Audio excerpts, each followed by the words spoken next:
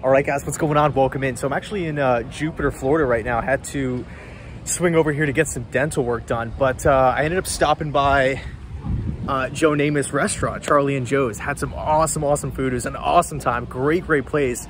If you're in Jupiter, definitely check it out. It's awesome. Quick shout out to Joe Namath. I'm about to actually go scoop up a shirt from the gift shop.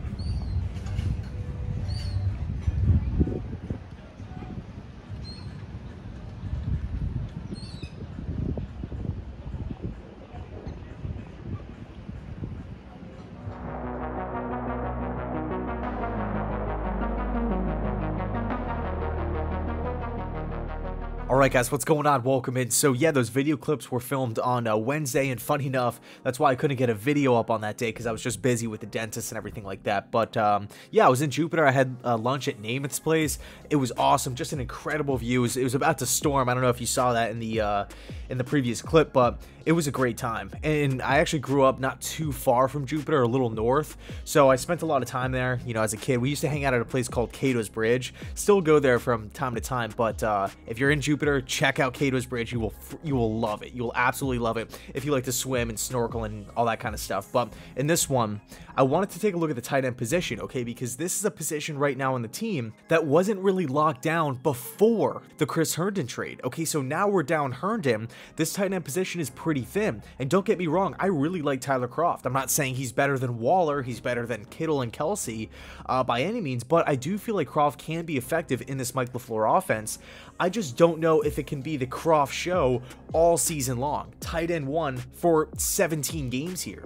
I do feel like maybe, just maybe, the Jets can go out in the free agency market, maybe pull off a trade for somebody if they want to add not only just depth, but another pass-catching tight end to this offense. So in this one, I wanted to look at three guys specifically, three guys that I feel like can all be realistically obtained. I don't feel like any of them are, you know, complete long shots, and two of the three are free agents. Okay, so we don't have to give up a draft pick or anything like that. So let's not waste any more time. Let's jump right in.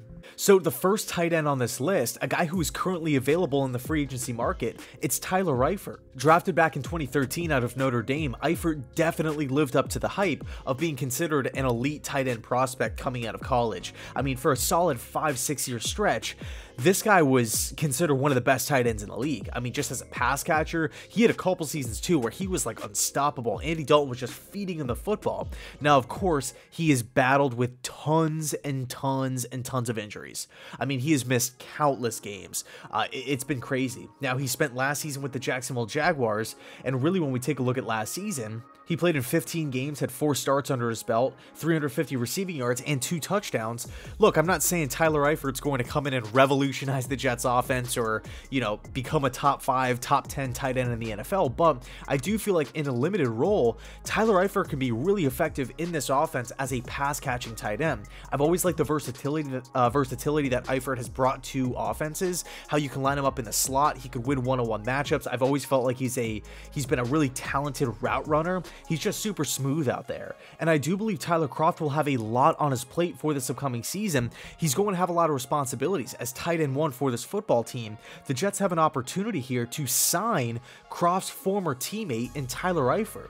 And really, now that I'm thinking about it, the season where Tyler Kroft really burst out onto the scene was 2017.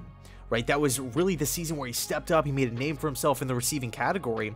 That was the year where Tyler Eifert played in like 1, 2, 3 games or something like that. He pretty much missed the entire season, and Kroft really did a great job of filling his shoes or stepping into his role.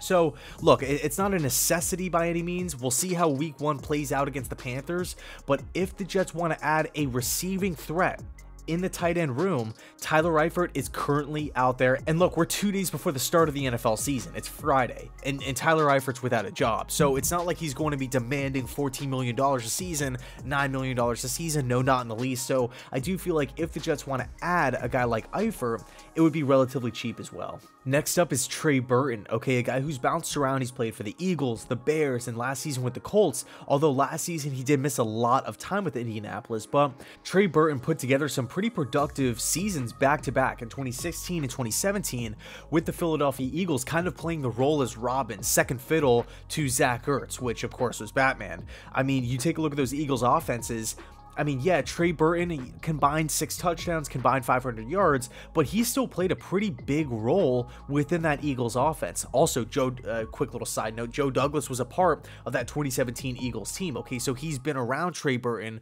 before, and we know Trey is okay in that tight end 2 kind of role. He has experience in that position. Now, 2018 was a completely different story, signing that big money deal. He was the Bears tight end 1, and he definitely did not disappoint. He had 6 touchdowns, 54 catches, over 500 receiving yards. Burton looked good. He looked effective in that role. But then 2019, 2020, he experienced some injuries. He just did not look the same.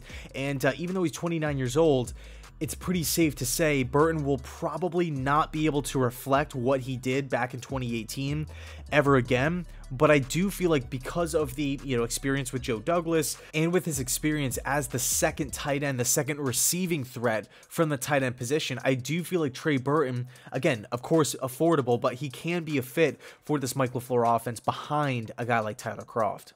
And last but not least, it's a guy who I feel like gets mentioned or brought up every single time a team needs a tight end, somebody goes down with an injury, or they just want some more depth. It's David Njoku from the Cleveland Browns. I don't know, I just can't really envision Njoku playing out the rest of his career, 5-10 seasons in Cleveland. He's 25 years old, former first-round pick, has tons of potential. He's entering his prime now. He's 6'4", 245, 250 pounds.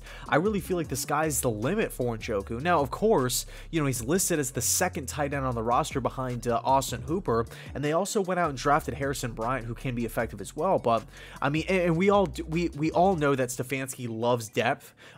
He utilizes a lot of different positions on the offense really well. A smart individual, and the Browns are a win now team, so the chances of him dishing out a player that can be effective. I mean, we take a look at what Njoku did last season. He played in 13 games, started 5 of those games, so he does provide a significant level of value to this Browns offense. But on the other side of it, right, on the other hand, his numbers weren't really too impressive. 19 catches, 2 touchdowns. It just doesn't really seem like David, or really the Browns coaching staff, wants to utilize Njoku to his fullest potential. It just seems like the writing is on the wall for Njoku in Cleveland.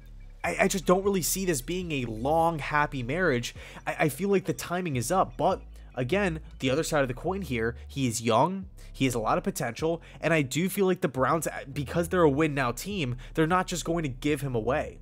So it's a double-edged sword here. You can look at it from both sides, from tons of different angles. But at the end of the day, Njoku could be another option for the New York Jets if they want to go out and add another receiving threat at the tight end position. But we'll see how it all plays out. Let me know your thoughts down below in the comment section. Is there any tight ends that you want specifically? Maybe even a Zach Ertz. I've seen his name pop up here and there, but it seems like within the past couple of weeks, Ertz and the Eagles organization have kind of rebuilt that bridge that was burned in the offseason, but we'll see what happens. I mean, there's definitely a possibility that Philly can still trade Ertz, but anyway, thanks so much for watching, and as always, go Jets.